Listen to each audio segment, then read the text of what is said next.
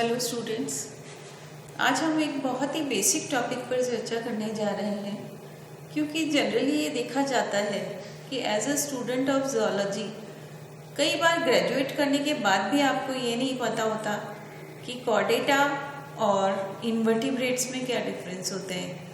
जब हम आपसे पूछते हैं कि कॉर्डेटा और नॉन कॉर्डेटा का डिफरेंस बताइए, तब आप कहते हैं रीढ़ की हड्डी नहीं होती है और रीढ़ की हड्डी होती है। इस आधार पे हम कह देते हैं कि ये कॉर्डेटा है और ये नॉन कॉर्डेटा है। तो ये एक गलत आंसर होता है क्योंकि जनरली आप बहुत क्विकली ऐसा बोलते हैं, लेकिन कॉर्डेटा और नॉन कॉर्डेटा का जो डिफरेंस होता है वो नोटोकॉर्ड की प्रेजेंस के आधार पर होता है। नोटोकॉर्ड हमारे शरीर में उपस्थित है या नहीं है, ये भी एक अन्य चर्चा का विषय है। तो सबसे पहले जो है वो हम ये जान लें कि कॉर्डेटा जो है वो प्रेजेंस ऑफ नोटोकॉर्ड के आधार पे बनते हैं। एब्सेंट जिसमें होता है नोटोकॉर्ड वो कहलाते हैं नॉन कॉर्डेटा। और इनवर्टिब्रेट और वर्टिब्रेट, अब यहाँ पर जिक्र आता है आपकी रीढ़ की हड्डी या वर्टिब्रल कॉलम का। तो जो कॉर्डेट्स होते हैं वो जो है वर्टिब्रेट्स हों ये बहुत ही आवश्यक है, लेकिन जो सारे वर्टिब्रेट्स होते हैं वो सभी कॉर्डेट्स तो हो सकते हैं, लेकिन सभी कॉर्डेट्स वर्टिब्रेट ही हों ये ज़रूरी नहीं है। इनवर्टिब्रेट कॉर्डेट्स भी होते हैं। वो कैसे, वो मैं आपको बताती हूँ कि कॉर्डेटा में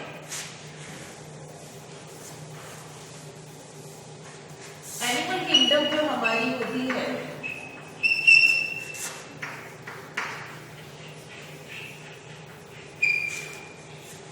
एनिमल किंगडम जो है वो डिवाइडेड है किसके आधार पर? प्रेजेंस ऑफ नोटोकॉर्ड के आधार पर।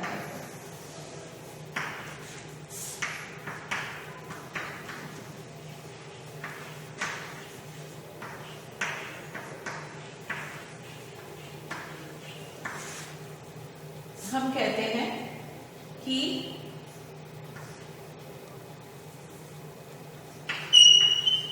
नॉन कॉर्डेट्स वो होते हैं जिसमें नोटोकॉर्ड एब्सेंट होती है और इसमें नोटोकॉर्ड प्रेजेंट है, तो ये कॉर्डेट्स कहलाएंगे। अब नोटोकॉर्ड हमारी अलग होगी, ये नोटोकॉर्ड जिसमें एब्सेंट है उसको अगर हम अलग करें, क्योंकि हम ये जानना चाहते हैं कि वर्टिब्रेट्स और कॉर्डेट्स में क्या अंतर होता है। क्योंकि हम कह देते हैं अकशेरुकी और कॉर्डेटा और तो ये चारों शब्द जो है वो आपके लिए थोड़े से कंफ्यूजिंग है, लेकिन मैं उसको इस कॉन्सेप्ट को आपके बिल्कुल क्लियर कर देना चाहती हूँ कि ये क्या डिफरेंस होता है, क्योंकि हम वाइवा में अक्सर गलत बोलते हैं। दूसरा है कॉर्डेट्स। कॉर्डेट्स में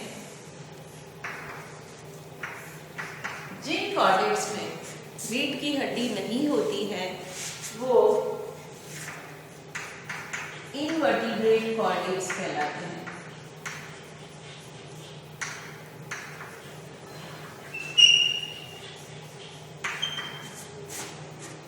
प्रेजेंस ऑफ वर्टिब्रल कॉलम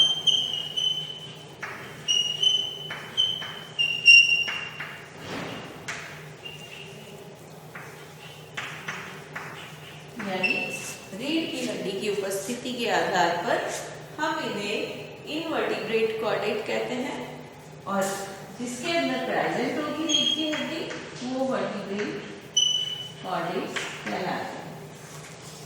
तो ये मेरे ख्याल से आपको क्लियर हो गया होगा कि कॉर्डेटा और वर्टिब्रेटा एक ही शब्द नहीं है, उसके बीच में एक और शब्द पड़ता है, वो है इनवर्टिब्रेट कॉर्डेट्स।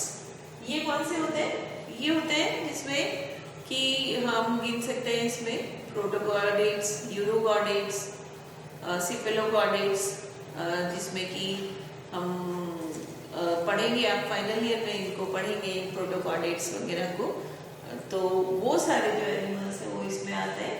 और फिर उसके ऊपर जो वर्टिब्रेट है जिसमें कि हमारे 5 मेन फाइलम है, कहाँ से लगा के लोएस्ट में फिश है, पीसेस वर्ग है, फिर एम्फीबिया है, एम्फीबिया के बाद रेप्टाइल्स है, रेप्टाइल्स के बाद रिबीज है, रिबीज के बाद मैमेलिया है। तो ये 5 फाइलम इसके होते हैं। इसमें सबसे पहले पीसीस यानी फिशेस, फिर आते हैं एम्फीबिया जल और थल दोनों के निवासी, फिर बर्ड्स या एबीज, फिर है रेप्टाइल्स और फिर है मैमल्स।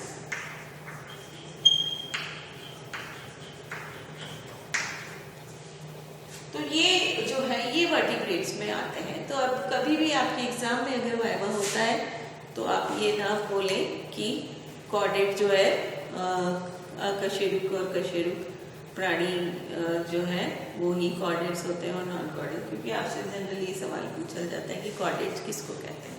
तो वही प्राणी जिसमें नोटोकॉर्ड प्रेजेंट होती है कॉर्डेट्स कहलाते हैं, जिनमें एब्सेंट होती है वो नॉन कॉर्डेट्स। नॉन कॉर्डेट्स में आप जानते ही हैं कि 9 फाइलम इसमें होते हैं जो हम प्रोटोजोआ से लगाकर और इकाइनोडर्मिटा तक गिनते हैं, और आजकल बैलेनोग्लॉसस भी इसमें ले लिया गया है। बैलेनोग्लॉसस को भी हम इन वर्टिब्रेट्स में गिनने लगे हैं। अब हम इसको वर्टिब्रेट्स में नहीं गिनते, पहले गिना करते थे। तो ये जो है हमारा बेसिक क्लासिफिकेशन। दूसरा एक इम्पॉर्टेंट सवाल ये आता है, आपसे पूछा जाता है एग्जाम में, क्या आपके शरीर में नोटोकॉर्ड प्रेजेंट है? आप कहते हो कि हाँ, क्योंकि हम कॉर्डेट्स हैं इसलिए हमारे शरीर में नोटोकॉर्ड प्रेजेंट है। तो मैं ये कहूँगी कि आपके शरीर में नोटोकॉर्ड उपस्थित नहीं है। तो आप आश्चर्य में पड़ जाएंगे कि ये कैसे, अभी तो मैडम ने बोला कि कॉर्डेटा है, हम तो प्रेजेंस ऑफ नोटोकॉर्ड होनी चाहिए, तो फिर हम कैसे जो है मैडम बोल रही है कि हमारे शरीर में नोटोकॉर्ड उपस्थित नहीं है। तो इसका आंसर ये होगा कि ह्यूमन बींग्स में या मनुष्यों में जो नोटोकॉर्ड होती है वो भ्रूणीय अवस्था में पूरी होती है। तो हम ये कह सकते हैं कि जीवन की किसी भी अवस्था में अगर नोटोकॉर्ड प्रेजेंट है तो हम इसे जो है कॉर्डेटा बोलेंगे। तो मनुष्यों में जो कॉर्डेट्स हैं, मनुष्यों में जो नोटोकॉर्ड है वो नोटोकॉर्ड जो है